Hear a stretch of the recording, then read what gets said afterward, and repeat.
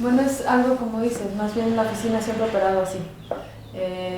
Y se volvió para mí más que algo que fue una decisión posterior, fue como pude empezar a trabajar, porque cuando empiezas a trabajar en arquitectura en la Ciudad de México y tienes, no sé, 23, 24, 25 años, pues tienes que buscar muchas salidas. Entonces lo que empecé a hacer fue buscar la beca de jóvenes creadores del FONCA, y de repente empiezas a hacer concursos como el pabellón para el Museo del Eco, y entonces te das cuenta que lo más eficiente que puedes hacer, por lo menos en mi caso era así, era que esa parte de investigación de alguna manera permeara las cosas que se iban a ir plasmando en el espacio. Y obviamente pues al principio no tienes comisiones de un edificio de departamentos, tienes una intervención muy pequeñita, pero si empiezas a aplicar esas ideas a esas pequeñas primeras experimentaciones, pues tienen como una resonancia mucho mayor, y entonces como que va sumando una con otra.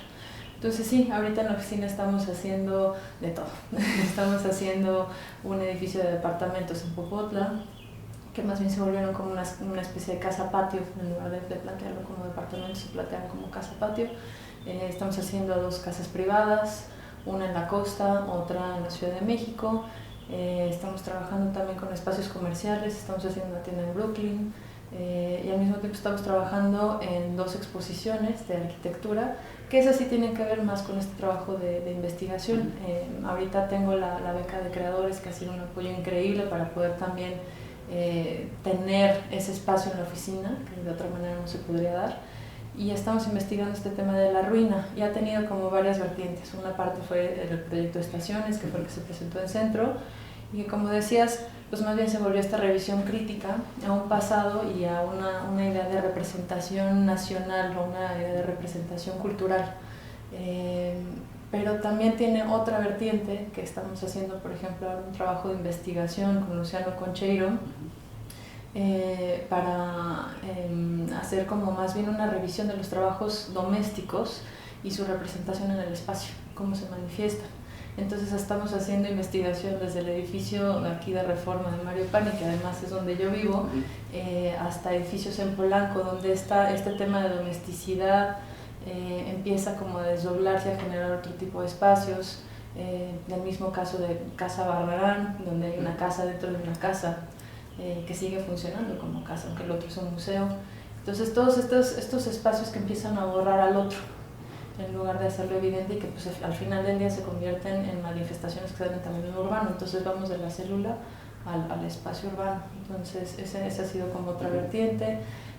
Otra de las cosas que ha salido de la beca pues también es esta idea de los espacios vacíos, que se generan a través de la especulación inmobiliaria.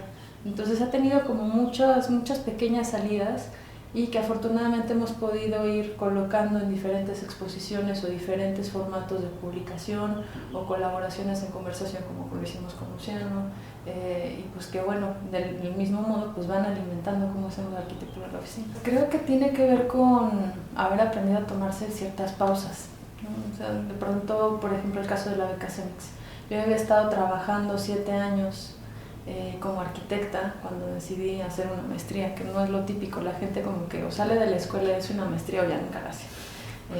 Y para mí sí fue como un poco, bueno, pues ya empecé a practicar arquitectura, estoy dando clases, empiezan como a suceder cosas interesantes en el trabajo, pero de pronto me empezó a dar mucho miedo como esta parte de las profesiones, en todas sucede, donde ya te enquistas en la comodidad de saber generar un cierto tipo de trabajo, pues ya seguir ese camino como cómodo, pero pues que al mismo tiempo te genera como una estabilidad muy incómoda. Entonces apareció esta maestría de arte, diseño y el dominio público, y para mí eso fue como que abrió una ventana completamente distinta a lo que tendría que ser la arquitectura, cómo se puede representar y cómo se puede comunicar de diferentes maneras, y en realidad lo que es. ¿Cómo podemos discutir cómo se hace espacio, ¿no? El espacio no nada más se hace construyendo un edificio, se hace también con legislación, se hace con investigación, se hace con la representación misma del espacio, con exhibiciones que tienen que ver con eso.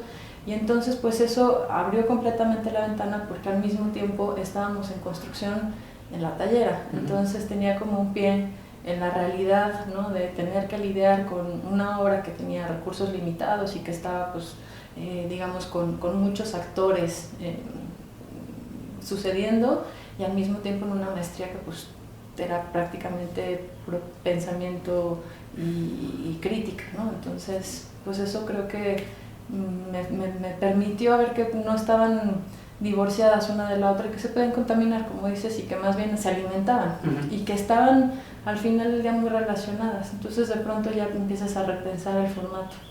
¿Y cuál es el formato de expresión? Pues ya no te genera tensión el no estar necesariamente construyendo 6 edificios y sentir que no tienes trabajo, porque al mismo tiempo estás haciendo 6 textos para una cosa. Entonces eso también es un trabajo importante de producción y que muchas veces puede ser más interesante o que permee más o que dure más que un edificio de departamentos. Hay método y es muy difícil porque sí, justo que ideas muy complejas se materializan en una forma tan simple como un círculo y ya, solo el círculo, pues sí es casi como un proceso de edición muy complicado, ¿no? Tienes que tener mucho en la mesa y después aprender a que eso es lo que informa el proyecto, pero no todo eso tiene que estar expresado en el proyecto de manera física y más bien es un tema de quitar hasta que te quedas con una sola idea. El problema es definir cuál es esa idea y por eso funciona muy bien tener conversaciones más que pensar que el arquitecto es el que define el camino. Porque en el momento en el que estás conversando con gente como tú o los colaboradores que están en la oficina, que además mi equipo, yo siempre me apoyo muchísimo en ellos, se me hace que no, esta oficina no opera en función del arquitecto que decide qué se hace, sino de las conversaciones que tenemos con el equipo. O también funciona muy bien tener estos espacios en las bienales o en otro tipo de exhibiciones, porque entonces empiezas a hablar con el curador, tener otro tipo de retroalimentación que al final del día lo que hace es que vayas quitando capas y te vayas quedando con lo esencial. Yo no tengo un espacio asignado, digamos, en la oficina. De repente me subo a esto que es la sala de juntas y tengo que hacer una llamada o leer o preparar un texto, porque sí se necesita de pronto tener un espacio más concentrado. Pero en realidad como funciona es siempre así, en conversación. Me siento al lado de alguien y estamos discutiendo ideas, o de pronto liberamos una mesa más, de una manera más clara, y todos nos sentamos alrededor y empezamos a discutir ideas. Entonces siempre es estar en conversación. No hay esta idea de me voy a encerrar, me voy a inspirar y luego les voy a traer el sketch que se traduce en este plano CAD y después eso pasa a la obra. Y no, eso no existe. De hecho, una de las cosas que de repente nos piden es, oye, mándanos más sketches y es como de, pues es que trabajamos más en conversación, a lo mejor lo que les podríamos mandar es como pues estos snapshots del proceso. Y sí, hay croquis, evidentemente, pero no es esta idea de la perspectiva preciosa necesariamente. A veces sucede, pero no es esa metodología. No hay esa traducción de la idea al papel, a la obra. Yo pienso haciendo, entonces no es como que de repente diga, ya, esta es la idea y ahora sí tengo la visión de esta imagen perfecta y entonces ya se pone en papel. Es prueba y error. Entonces, mientras estamos dibujando, algo aparece y dices, va por aquí, o mientras estamos teniendo una conversación de repente, es esa palabra es la que estamos buscando. O hojeando un libro, esta imagen es la que explica todas estas cosas que no podemos explicar ni con palabras ni con dibujos. Entonces, sí, es más bien ir como tratando de agarrar esta cosa muy elusiva, porque además no creemos que hay una idea estática, ¿no? Va cambiando y va como teniendo diferentes ramas.